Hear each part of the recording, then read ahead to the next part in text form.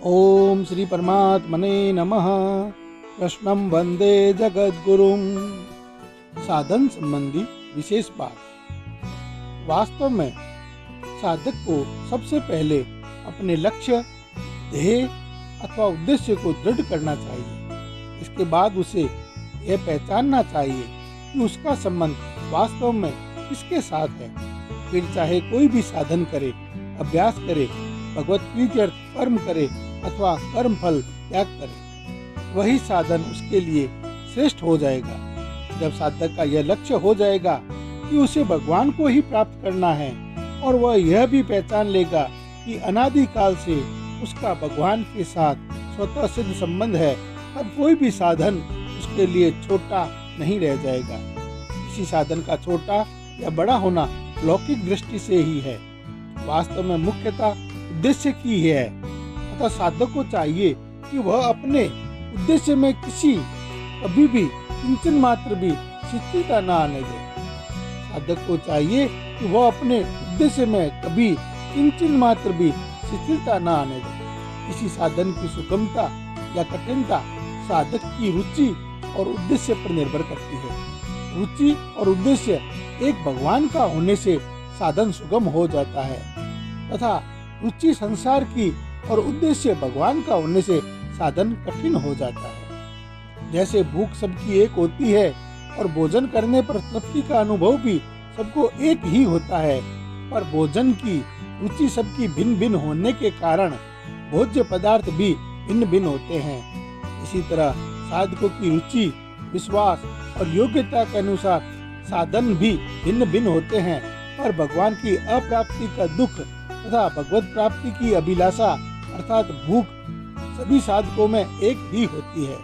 साधक चाहे किसी भी श्रेणी का क्यों न हो, साधन की पूर्णता के बाद भगवत प्राप्ति रूपी आनंद की अनुभूति, तृप्ति भी सबको एक जैसी ही होती है। इस प्रकरण में अर्जुन को निमित्त बनाकर भगवान ने मनुष्य मात्र के कल्याण के लिए 4 साधन बताए हैं। समर्पण योग, अभ्यास योग, भगवान के लिए ही संपूर्ण कर्मों का अनुष्ठान करना और सर्व कर्म फल त्याग। यद्यपि चारों साधनों का फल भगवत प्राप्ति ही है, तथापि साधकों में रुचि, श्रद्धा, विश्वास और योग्यता की भिन्नता के कारण ही भिन्न भिन्न साधनों का वर्णन हुआ है। वास्तव में चारों ही साधन समान रूप से स्वतंत्र और श्रेष्ठ है। इसलिए साधक जो भी साधन अपनाए उसे उस साधन को सर्वोपरि मानना चाहिए। अपने साधन को किसी भी तरह हीन या निम्न श्रेणी का नहीं मानना चाहिए। साधन की सफलता अर्थात भगवत प्राप्ति के विषय में कभी निराश भी नहीं होना चाहिए। भगवत प्राप्ति के विषय में कभी निराश नहीं होना चाहिए। साधन की सफलता अर्थात भगवत प्राप्ति के विषय में कभी निराश भी नहीं होना चाहिए, क्योंकि कोई भी साधन निम्न श्रेणी का नहीं होता। अगर साधक का एकमात्र उद्देश्य भगवत प्राप्ति हो, साधन उसकी रुचि, विश्वास तथा योग्यता के अनुसार हो, साधन पूरी सामर्थ्य और तत्परता लगन से किया जाए और भगवत प्राप्ति की उत्कंठा भी तीव्र हो, तो सभी साधन एक समान है।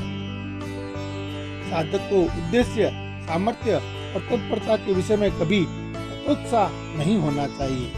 भगवान साधक से इतनी ही अपेक्षा रखते हैं कि वह अपनी पूरी सामर्थ्य और योग्यता साधन में लगा दे। साधक चाहे भगवत तत्व को ठीक ठीक न जाने, पर सर्वज्ञ भगवान तो उसके उद्देश्य, भाव, सामर्थ्य, तत्परता आदि को अच्छी तरह से जानते ही हैं।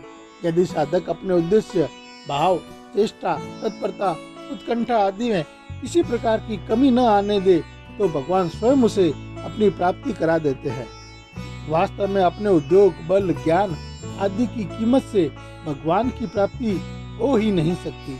अगर भगवान के दिए हुए बल, ज्ञान आदि को भगवान की प्राप्ति के लिए ही लगा दिया जाए, तो वे साधक को कृपा पूर्वक अपनी प्राप्ति करा देते हैं। संसार में भगवत प्राप्ति ही सबसे सुगम है और इसके सभी अधिकारी हैं, क्योंकि इसके लिए मनुष्य शरीर मिला है।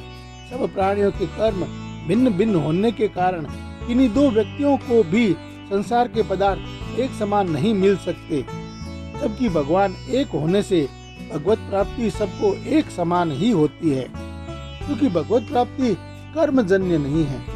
भगवान की प्राप्ति में संसार से वैराग्य और भगवत प्राप्ति की उत्कंठा, ये दो बातें ही मुख्य है। इन दोनों में से किसी भी एक साधन के तीव्र होने पर भगवत प्राप्ति हो जाती है।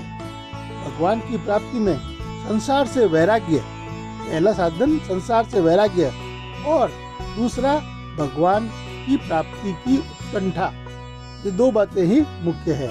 इन दोनों में से किसी भी एक साधन के तीव्र होने पर भगवत प्राप्ति हो जाती है। फिर भी भगवान की प्राप्ति की उत्कंठा में विशेष शक्ति है। ऊपर जो 4 साधन बताए गए हैं, उनमें से प्रथम 3 साधन तो मुख्यतः भगवत प्राप्ति की उत्कंठा जागृत करने वाले हैं, और चौथा साधन कर्म फल त्याग मुख्यतः संसार से संबंध विच्छेद करने वाला है। साधन कोई भी हो, जब सांसारिक भोग दुखदायी प्रतीत होने लगेंगे तथा भोगों का हृदय से त्याग होगा, तब लक्ष्य भगवान होने से भगवान की ओर स्वतः प्रगति होगी और भगवान की कृपा से ही उनकी प्राप्ति हो जाएगी।